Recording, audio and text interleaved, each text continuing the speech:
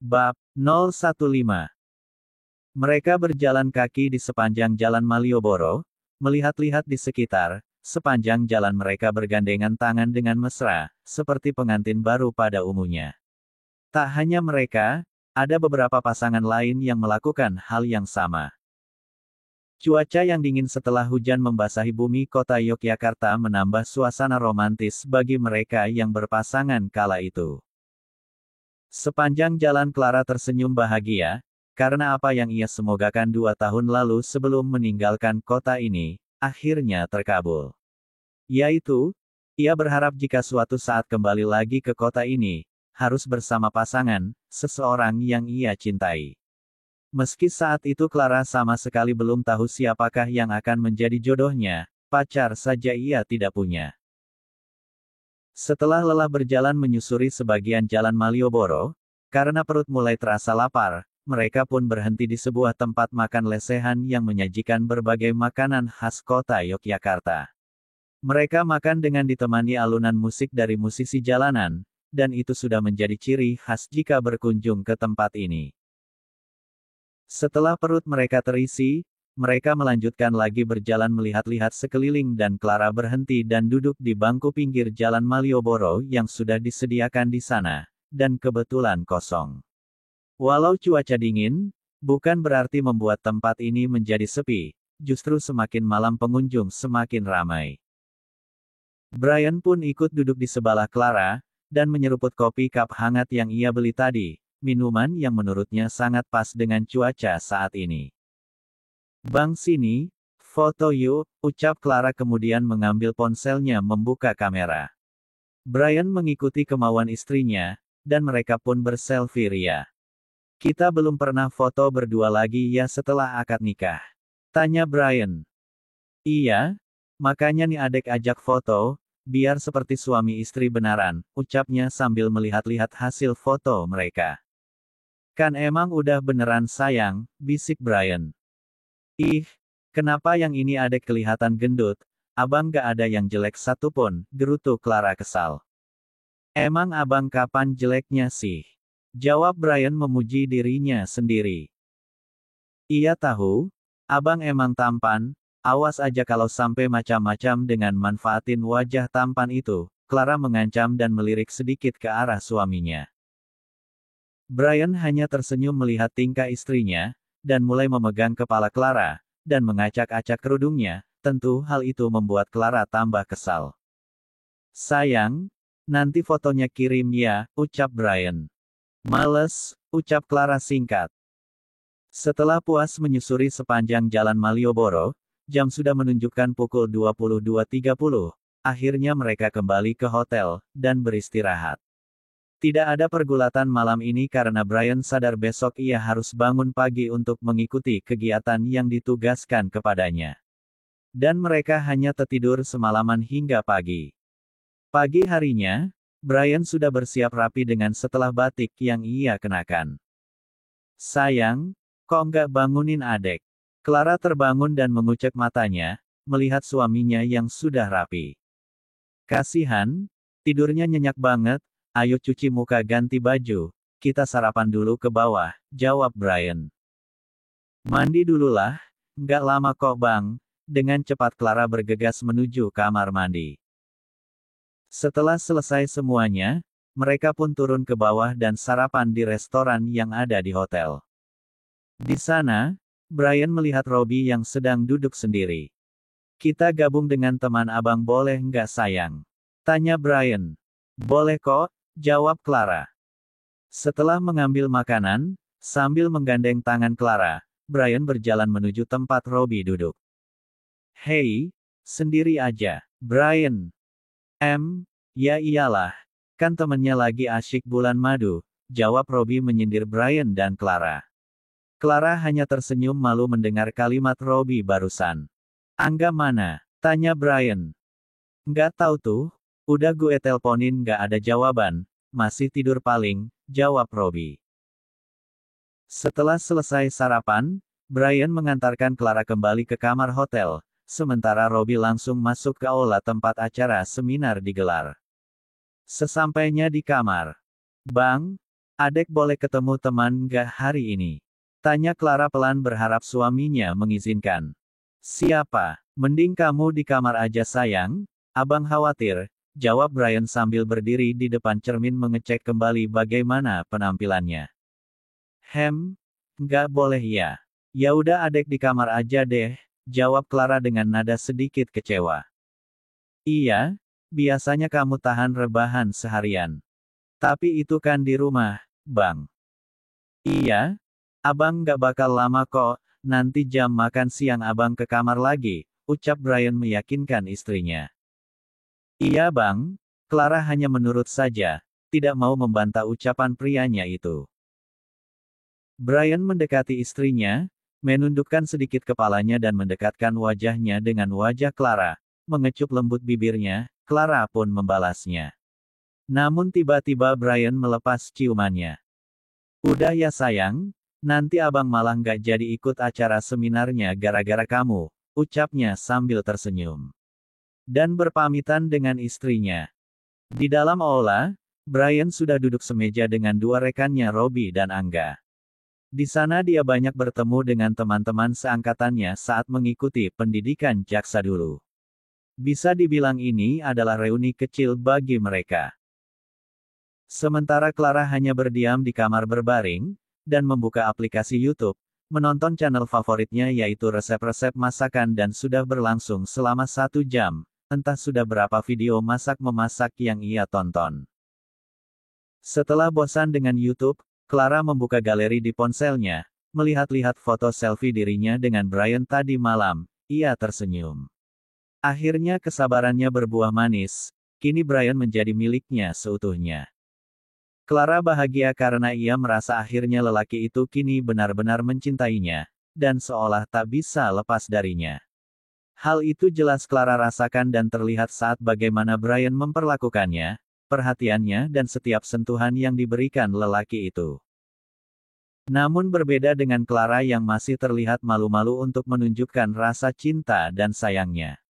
Namun yang jelas, sebenarnya Clara lah yang duluan mencintai Brian walaupun itu tak pernah terucap dari bibirnya. Clara membuka aplikasi WhatsApp dan mulai mengirim beberapa foto mereka berdua malam tadi, namun betapa terkejutnya Clara saat melihat chatnya langsung bercentang biru, itu artinya Brian langsung membuka chatnya atau memang sedang berniat mengirimkan pesan juga untuknya. Sementara di aula, Brian langsung tersenyum melihat foto-foto yang dikirim istrinya, dan mulai menulis pesan. Baru aja abang mau chat adek, kok bisa barengan sih? Itulah isi chat Brian pada istrinya. Kemudian Clara hanya membalas dengan emote. Akhirnya setelah 3 hari berlalu, hari ini adalah hari terakhir mereka di kota Yogyakarta. Tepat di hari ini hari Jumat dan sore harinya mereka harus meninggalkan kota ini. Memang benar selama beberapa hari, saat Brian mengikuti kegiatan seminarnya Clara hanya berdiam diri di kamar hotel karena Brian tidak mengizinkannya kemana-mana. Tapi itu tidak jadi masalah bagi Clara, bisa kembali ke kota ini bersama seseorang yang dicintainya itu sudah lebih dari cukup baginya. Apalagi Brian sudah berjanji kepadanya suatu saat akan meluangkan waktunya untuk pergi bulan madu yang sebenarnya, tanpa digabungkan dengan pekerjaan. Tentu saja hal itu membuat Clara senang, meski ia pun masih belum tahu kapan waktu itu akan tiba. Tepat pukul 18.15 pesawat udara yang mereka tumpangi mendarat kembali di bandara tempat asal mereka. Karena kebetulan hari ini masih hari Jumat dan keesokan harinya Brian harus masuk kuliah dan mengikuti ujian tengah semester pasca sarjananya. Padahal, setelah selesai urusan pekerjaannya di kota Yogyakarta, Brian berencana untuk mengajak Clara ke Pulau Bali karena jaraknya yang tak jauh lagi. Namun rencana tersebut ia tunda karena bersamaan dengan jadwal kuliahnya. Assalamualaikum, ucap Brian saat tiba di rumah orang tuanya, dan diikuti juga oleh Clara. Bu Ningsih yang sedang bersantai sembari menunggu azan maghrib, terkejut melihat kedatangan mereka berdua. Waalaikumsalam, loh kalian, ucap Bu Ningsih yang heran karena kedatangan mereka lebih awal dari biasanya. Iya Ma, Brian dan Clara bersalaman dengan Bu Ningsih. Apa kabar sayang? Tanya Bu Ningsih pada Clara sambil memeluk menantunya itu. Baik Ma, Mama sendiri apa kabar? Tanya Clara. Sehat? Ayo sayang sini kelihatannya kalian lelah sekali. Bu Ningsih tidak mengetahui jika mereka baru kembali dari perjalanan jauh. Iya Ma kami baru nyampe dari Jogja, nih oleh-oleh buat Mama, ucap Clara sambil memberikan sebuah bingkisan kepada mertuanya. Loh, kok nggak ngabarin Mama sih kalau kalian bulan madu? Jawab Bu Ningsih mengambil bingkisan yang diberikan Clara, kemudian sambil melirik Clara dan Brian. Bukan bulan madu Ma, Brian ada tugas dinas ke Jogja, jawab Brian yang sudah berbaring di sofa ruang keluarga. Mama kirain honeymoon, hihihi, jawab Bu Ningsih cekikikan. Papa mana Ma? Brian. Papamu masih di kantornya, banyak yang harus diurus katanya, jawab Bu Ningsih. Ya sudah, kalian istirahatlah, biar Mama minta sama Binur menyiapkan makan malam, ucap Bu Ningsih pada mereka. Iya Ma, ayo sayang kita ke atas, Brian. Ma, Clara ke atas dulu ya, ucap Clara pada Bu Ningsih. Iya sayang. Mereka berdua menuju kamar dan membersihkan diri, setelah itu melaksanakan sholat maghrib dan kemudian beristirahat. Clara meluruskan tubuhnya di ranjang, ia merasa sangat lelah. Brian pun ikut berbaring di samping istrinya. Maaf ya, kamu jadi kelelahan karena harus ikut abang, ucap Brian sambil mengambil tangan Clara. Gak apa-apa sayang, adek senang kok. Kamu juga pasti lelah kan, besok juga harus kuliah. Clara tersenyum sambil memegang pipi Brian. Brian mengambil tangan Clara yang berada di pipinya, kemudian mengecupnya dengan mesra. Bulan depan kita honeymoon beneran ya, kamu maunya kemana sayang? Tanya Brian pada Clara. Nanti adek pikirkan dulu ya kemana, jawab Clara sambil mengingat-ingat tempat yang ingin ia kunjungi. Iya sayang, semoga bulan depan kerjaan abang gak terlalu banyak, jadi bisa luangkan waktu, Brian. Plak. Sebuah tamparan keras mendarat di pipi wanita cantik itu, Nadia. Caesar menamparkan keras istrinya setelah rahasia Nadia yang selama ini tidak dia ketahui, akhirnya terbongkar. Kenapa kamu mengkonsumsi pil itu? Apa alasanmu hah? Bentak Caesar pada Nadia yang sudah terduduk di sofa akibat tamparan keras yang diberikannya.